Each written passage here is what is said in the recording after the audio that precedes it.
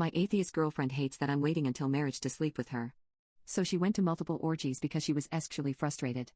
My girlfriend and I have been dating for a year and we've had a pretty good relationship, aside from the occasional arguments about my religious values. My girlfriend is strictly atheist and doesn't believe in a God, while I was raised Catholic and go to church every Sunday. But our problems have nothing to do with that. She has a problem with me not sleeping with her because I prefer to save myself until marriage. She knew this early on and it didn't affect our relationship too much. Especially since we would still fool around a bit, we just never went all the way.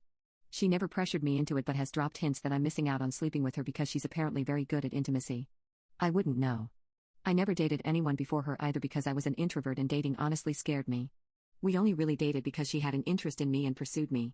She really got me out of my shell and I would have hoped to have a longer relationship than we did. But it became apparent to me recently that she isn't a private person like I thought she was. She was just intentionally keeping secrets from me. For the last 5 months she had been going to group therapy sessions. I was really worried that she might be depressed, but she never talked to me about it. She would say she didn't feel like talking about it because it made her uncomfortable. I respected that and didn't want to push. But it also felt like she was keeping me away from a vulnerable part of herself. So sometimes I'd ask if I could go with her, but she'd get defensive and say it's too personal for her. It got to a point where we barely talked because she was always at her therapy and she'd text the members from her group more than me. It was like she had developed a new friend circle that I wasn't allowed to meet and I wasn't allowed into that part of her life at all. She wasn't emotionally or physically there for me and it didn't feel like we were even dating anymore. She was becoming a stranger to me day by day. And then I got a strange phone call from her. I could only hear some heavy breathing, like she was suffocating, and I freaked out. I started screaming for her to answer and only after a while did she answer. She said it was a pocket dial and hung up. I was so worried and tried calling her, but she had turned her phone off. I didn't even know where she was so I felt so helpless the entire time she was gone. When she got back, I made her explain what happened and she said it was a super emotional session. I didn't even know if that was true and I wanted to believe her, but it made no sense to me. I tried to get an actual answer out of her, but she got really aggressive and told me to drop it. I didn't want to upset her so I stopped. Then, the next week, we were kissing and things were getting pretty steamy.